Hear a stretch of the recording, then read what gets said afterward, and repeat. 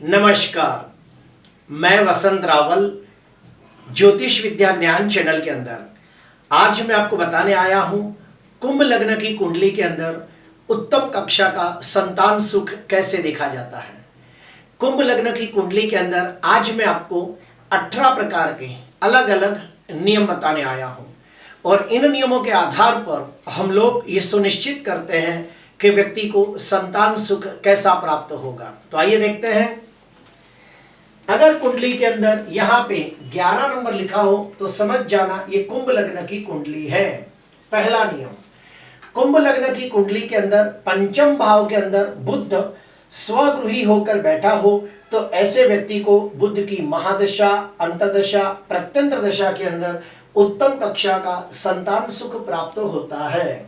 दूसरा नियम, पंचमाधिपति बुध प्रथम भाव के अंदर दिग्बली होकर स्वगृही शनि के साथ अंशात्मक युति करके बैठा हो तो भी बहुत अच्छा मानते हैं। क्यों? क्योंकि यहां पर शनि स्वगृही होकर शश योग नाम का पंच महापुरुष राजयोग बनाता है। यहां पे बुध दिग्बली होता है और बुध शनि एक दूसरे के परम मित्र है। तो ऐसे व्यक्ति को बहुत ही बुद्धिमान, गुणवान, तेजस्वी, विनम्र, विनयी, विवेकी संतान का सुख प्राप्त होता है। लेकिन कब? जब बुध और शनि इन ग्रहों की महादशा, अंतर्दशा, प्रत्यंतर दशा आती है तब। तीसरा नियम, पंचमाधिपति बुध चौथे भाव के अंदर स्वगृही शुक्र के साथ अंशात्मक युति करके बैठा हो तो भी बहुत अच्छा मानते हैं। क्यों? क्योंकि यहां पर शुक्र स्वगृही होकर मालव योग नाम का पंच महापुरुष राजयोग बनाता है। दूसरा, शुक्र चौथे भाव में दिग्बली होता है। तीसरा, बुध शुक्र की युति लक्ष्मी नारायण नाम का राजयोग बनाती है। तो ऐसे व्यक्ति को भी बहुत ही बुद्धिमान, गुणवान, तेजस्वी, प्रभावशाली, संस्कारी, धार्मिक, सेवाभावी, परोपकारी संतान का सुख प्राप्त होता है।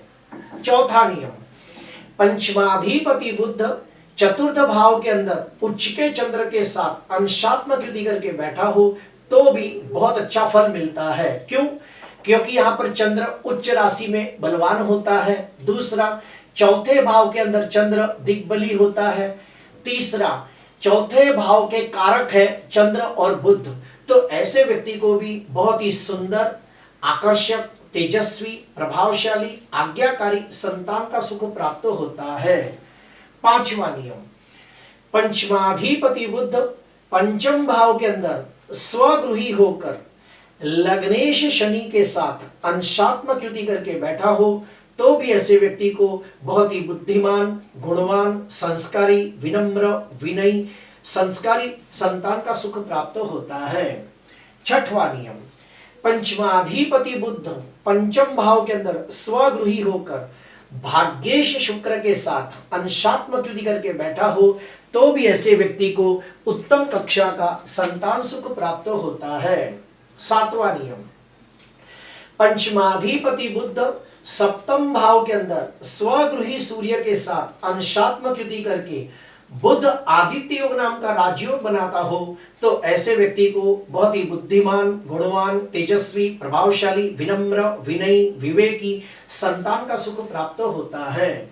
आठवां नियम, पंचमाधिपति बुध भाग्य स्थान के अंदर स्वगृही शुक्र के साथ अंशात्मक युति करके बैठा हो तो ऐसे व्यक्ति को धार्मिक, श्रद्धालु, उदार, परोपकारी, सेवाभावी संतान का सुख प्राप्त होता है। नौवां नियम, पंचमाधिपति बुध नवम भाव के अंदर उच्च के शनि के साथ अंशात्मक युति करके बैठा हो तो भी ऐसे व्यक्ति को बहुत ही धार्मिक, श्रद्धालु, उदार, सेवाभावी, परोपकारी, आज्ञाकारी संतान का सुख प्राप्त होता है। 10वां नियम, पंचमाधिपति बुध दसम भाव के अंदर स्वगृही मंगल के साथ अंशात्मक युति करके बैठा हो तो बहुत शुभ मानते हैं। क्यों?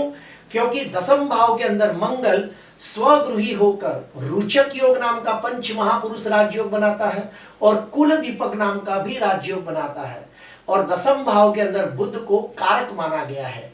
तो ऐसे व्यक्ति को भी उत्तम कक्षा का संतान सुख प्राप्त होता है। 11वां नियम, पंचमाधिपति बुध 11वें भाव के अंदर स्वगृही गुरु के साथ अंशात्मक युति करके बैठा हो तो भी बहुत अच्छा फल मिलता है। क्यों? क्योंकि बुध अपनी 7वीं दृष्टि से स्वराशि को देखता है।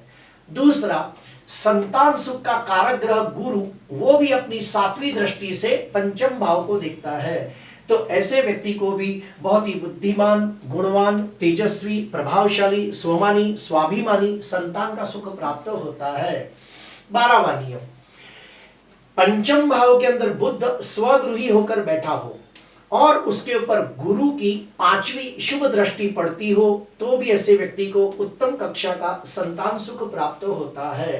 13वां नियम, पंचम भाव के अंदर बुध स्वगृही होकर बैठा हो और उसके ऊपर स्वगृही गुरु की 7वीं शुभ दृष्टि पड़ती हो तो भी ऐसे व्यक्ति को उत्तम कक्षा का संतान सुख प्राप्त होता है। 14वां नियम, पंचम भाव के अंदर बुध स्वगृही होकर बैठा हो और गुरु की 9वीं शुभ दृष्टि बुध पर पड़ती हो तो भी ऐसे व्यक्ति को उत्तम कक्षा का संतान सुख प्राप्त होता है। 15वां नियम, पहले और 5वें भाव के स्वामी आपस में एक दूसरे के घर में बैठ के परिवर्तन योग बनाते हो तो भी उत्तम कक्षा का संतान सुख प्राप्त होता है। 16वां नियम, 5वें और 9वें भाव के स्वामी आपस में एक दूसरे के घर में बैठ के परिवर्तन योग बनाते हो तो भी उत्तम कक्षा का संतान सुख प्राप्त होता है। 17वां नियम, लग्नेश और भाग्येश ये दोनों की शुभ युति पंचम भाव में होती हो तो भी उत्तम कक्षा का संतान सुख प्राप्त होता है। और 18वां नियम, संतान सुख का कारक ग्रह गुरु खुद पंचम भाव में बैठा हो तो भी उत्तम कक्षा का संतान सुख प्राप्त होता है। प्रेडिक्शन करते समय हमें और भी कुछ खास बातों का ध्यान रखना होता है, जैसे कि संतान सुख का कारक ग्रह गुरु जन्म कुंडली और नवमांश कुंडली में शुभ स्थिति में है या नहीं। दूसरा, पंचमाधिपति बुध नवमांश कुंडली में शुभ स्थिति में है या अशुभ स्थिति में है, उच्च का है या नीच का है, वो सब देखना होता है। पंचमाधिपति बुध षडबल में बलवान है या बलहीन है, वो भी देखना होता है। पंचमाधिपति बुध अस्त का तो नहीं है, मृत अवस्था में तो नहीं है, ये सब देखना होता है। उसके बाद हमें प्रेडिक्शन करना होता है। अभी हम लोग अशुभ के बारे में जानेंगे, तो सुनिए। पंचमाधिपति बुध दूसरे भाव के अंदर नीच राशि में निर्बल होकर पाप ग्रहों से दृष्ट हो तो निश्चित तौर पर ऐसे व्यक्ति को संतान सुख में विघ्न, देरी, अड़चने आती है या फिर बुढ़ापे में संतान के द्वारा सुख प्राप्त नहीं होता। पंचमाधिपति बुध राहु के साथ युति करके जड़त्व योग नाम का शुभ योग बनाकर 6वें, 8वें या 12वें भाव में बैठा हो और विपरीत राज्यों की कंडीशन न बनाता हो तो भी ऐसे व्यक्ति को संतान सुख में विघ्न, देरी, अड़चने होती है या फिर बुढ़ापे में संतान का सुख प्राप्त नहीं होता। आखिरी, पंचम भाव पाप कर्तृ योग में पीड़ित हो या फिर पंचमाधिपति बुध पाप कर्तृ योग में पीड़ित होता हो तो भी संतान सुख में विघ्न आता है। अगर मान लो हमें पता चल जाता है कि संतान सुख में विघ्न है तो उसके उपाय क्या करें? पहला उपाय, पुत्र कामेष्टि यज्ञ करना चाहिए। दूसरा, संतान गोपाल कृष्ण मंत्र का अनुष्ठान करें और उसके बाद दशांश होम, तर्पण, मार्जन करें। तीसरा, गायत्री मंत्र का अनुष्ठान करें और उसके बाद उसका दशांश होम, तर्पण, मार्जन करें। चौथा नंबर पे हरिवंश पुराण का पाठ करें।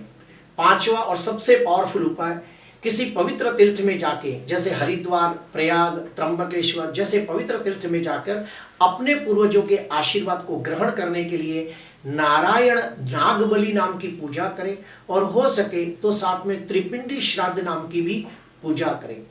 आखिरी, अपने घर के अंदर बाल कृष्ण भगवान की मूर्ति लाकर उसकी श्रद्धा से, भाव से, भक्ति से, दिल से पूजा करें।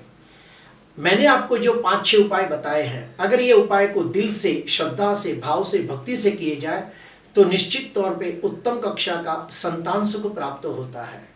आज के लिए बस इतना ही। आपको अच्छा लगा हो तो जरूर लाइक करना, सब्सक्राइब करना। नमस्कार।